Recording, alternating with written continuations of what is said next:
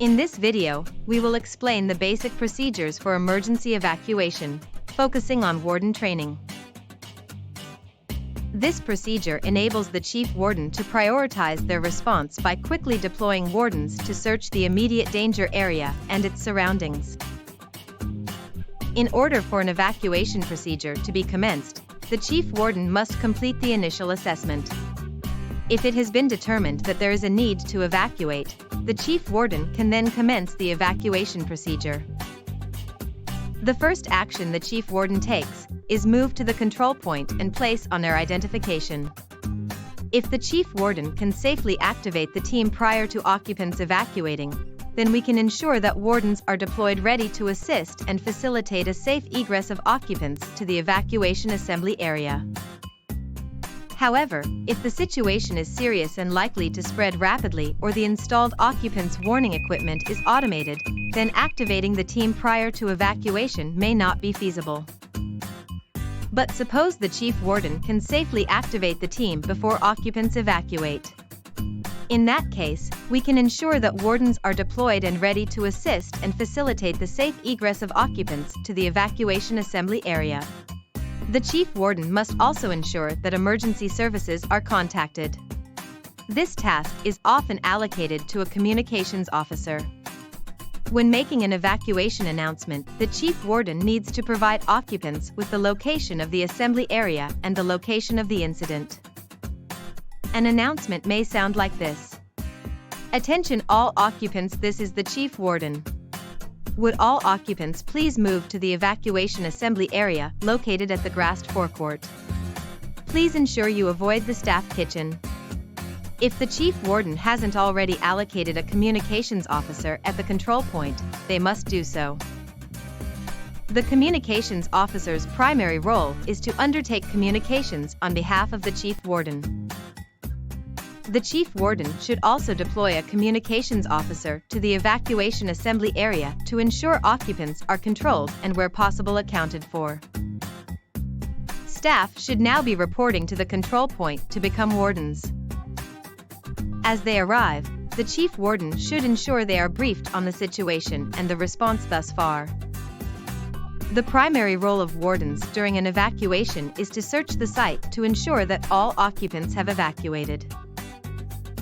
The chief wardens should provide a quick brief prior to deployment to ensure the safety and efficiency of the wardens conducting searches. Wardens should conduct searches the following way: knock, enter, and verbally announce the need to evacuate. Conduct a quick visual sweep of the room to ensure no occupants or hazards. Once you confirm that the room is clear, leave the light on and the door unlocked if possible, then close the door.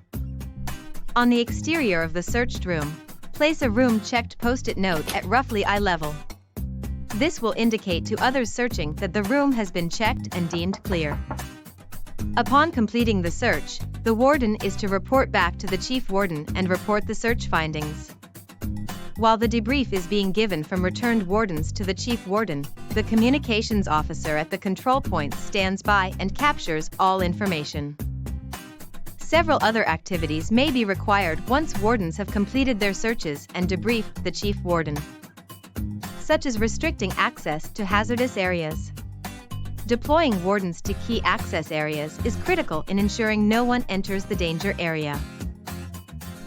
Meeting and greeting arriving emergency services to facilitate entry to the site and access to the control point and chief warden. Depending on the situation, the chief warden should consider turning off essential services to the site or affected area. For example, gas, water, or power may need to be switched off at the mains. Remember, until emergency services arrive, the only capability the chief warden has to respond to events is the warden team. In response to an evacuation announcement or tone, building occupants are required to do the following. Make a final visual check of the room, leaving the door unlocked if possible and the light on. This will assist the warden team in rapidly searching the site without concern about access issues. Lead occupants, staff, or students under your supervision to the evacuation assembly area via the safest direct route. On arrival at the designated evacuation assembly areas, conduct a head count of occupants under your supervision to ensure that no one has been lost during the evacuation. Emergency services have now assumed control of the situation. The warden team must continue to provide support as required. Be sure to brief emergency services on the current situation. Provide information such as what tasks are complete and what tasks still need to be done. The warden team's role is to continue to support as required. Once the situation has been resolved, emergency services will hand back control to the chief warden, who will control re-entry as needed. It is essential that after any incident, the chief warden conducts a debrief with members of the warden team and management to ensure all improvement opportunities are captured as part of the continuous improvement cycle.